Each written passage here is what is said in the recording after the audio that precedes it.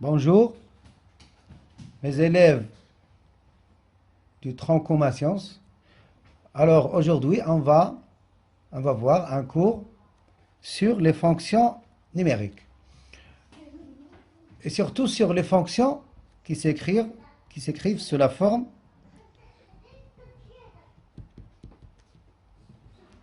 ax carré. Ou bien à chaque x, on lui fait associer le nombre ax carré, tel que a différent de 0. Donc, c'est-à-dire f est un polynôme de degré 2, ou bien un trinôme, sous la forme ax carré. Première chose qu'il faut savoir, c'est le domaine de f. C'est le domaine de la fonction f. Alors, df, comme vous le savez, puisque f est un polynôme, alors pour chaque polynôme, on a df égale r. Ça, c'est clair. On a déjà vu que chaque fonction polynôme, alors elle est définie sur tout R tout entier. C'est-à-dire de moins l'infini jusqu'à plus l'infini. Ça, c'est le domaine.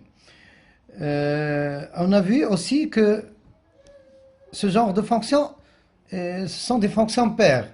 C'est-à-dire, on peut facilement vérifier les deux conditions d'une fonction paire. Donc, on peut trouver facilement que f est paire, ou bien est une fonction paire. Troisième chose, maintenant, on va citer les variations de f. On va donner les variations de f, surtout son domaine, c'est-à-dire sur R. Alors, dans cette partie, pour les variations de f, pour savoir les variations de f, il faut revenir sur un réel qui est A. Il faut revenir toujours sur le réel A. Alors, comme vous le savez, A différent de 0. Donc, on a deux cas. Premier cas, si A strictement positif. Et deuxième cas, si A strictement négatif. Donc, il faut distinguer deux cas. Ça dépend de A. Donc, si A est strictement positif, alors on va vous donner les variations de f, puis son tableau de variation. Et si A est strictement négatif, on va aussi vous donner les variations de f et le tableau de variation de f, et va construire même la courbe CF. Donc, si A est strictement positif, alors dans ce cas, f est décroissante sur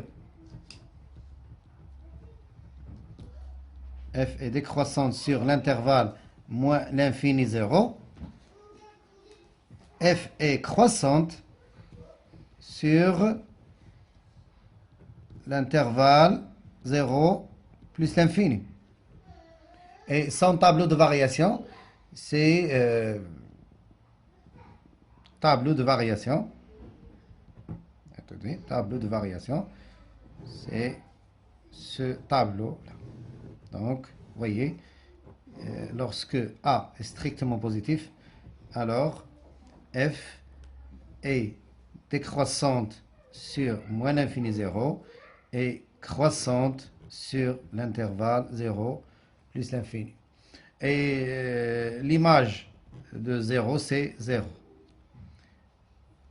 Vous voyez ici, vous avez une valeur minimale absolue de la fonction f. Donc, dans le cas où A strictement positif, on a une valeur minimale absolue. Il y a une petite différence entre valeur minimale absolue et valeur minimale relative, c'est que la valeur minimale absolue, c'est une valeur minimale, mais sur tout son domaine de définition. C'est-à-dire, quel que soit x, pour tout x appartient à df qui est R, on a f de x est supérieur ou égal à 0. C'est ça. Donc ça c'est la définition d'une valeur minimale absolue. Et surtout ici le domaine, il faut avoir ici son domaine, le domaine de la fonction f. pour que la valeur minimale soit absolue. Et maintenant, passons à la courbe CF. Puisque f est une fonction paire, alors la courbe CF est symétrique par rapport, d'ailleurs pour toutes les fonctions paires, leurs courbes seront symétriques par rapport à l'axe OY, bien l'axe des ordonnées. Et on peut voir un schéma, ici on peut avoir un schéma pour CF. Alors vous remarquez ici, il faut mettre un repère, tracer un repère orthonormé OIJ et prenez quelques valeurs pour la fonction f, comme ça. Donc c'est une parabole de sommet O. C'est une parabole de sommet O. Vous voyez le sommet ici dans le tableau de variation. Il y a le sommet de la parabole, c'est le point de coordonnées 0, z, c'est-à-dire O. Donc CF est une parabole.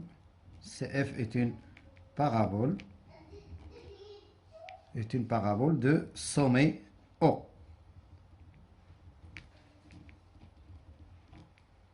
Vous voyez, et la courbe de CF.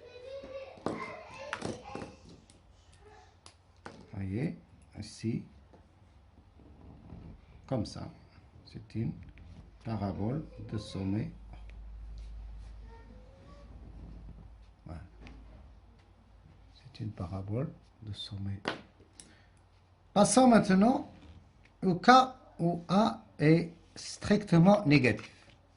Alors, si A est strictement négatif, alors les variations de f sont contraires au cas où A supérieur à 0. C'est-à-dire, vous avez ici, f sera croissante sur l'intervalle moins l'infini 0 et f est décroissante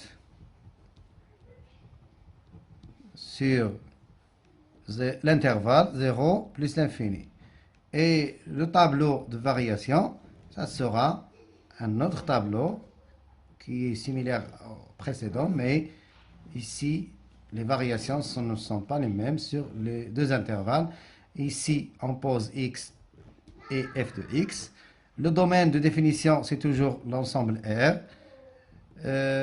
On a f est croissante sur l'intervalle moins l'infini 0 et f est décroissante sur l'intervalle 0 plus l'infini et toujours l'image de 0, c'est égal à 0. Donc vous voyez, le sommet de la parabole apparaît toujours sur le tableau de variation. Ça, c'est le sommet de la parabole. Donc en tout cas, ces fonctions-là, leur courbe, c'est une parabole toujours. C'est une parabole de sommet O. Alors, ici, on a une valeur, f de 0 est égal à 0, est une valeur maximale, absolue. On a dit que le mot absolu revient à que c'est une valeur maximale, mais que pour tout x appartient au domaine. On a f de x est inférieur ou égal à f de 0. Donc, on peut dire que f de 0 égale 0 est une valeur maximale absolue de la fonction f. On peut la traduire comme ça. Pour tout x appartient à R, oui, R, on a f de x est inférieur ou égal à f de 0. Ou bien f de x égale inférieur ou égal à 0. Donc, ça, c'est la définition d'une valeur maximale. Ou bien, si vous voulez, on veut faire un rappel. Je vais vous faire un rappel sur la définition d'une valeur maximale, absolue. On dit que si f est une fonction définie sur un intervalle i, alors i inclut donc df, alors f est une fonction f une fonction I inclus dans df. Premièrement, on dit que f de alpha est une valeur maximale absolue de f si on a pour tout x appartient à df, f de x est inférieur à f de alpha. On dit aussi que f de alpha est une valeur maximale relative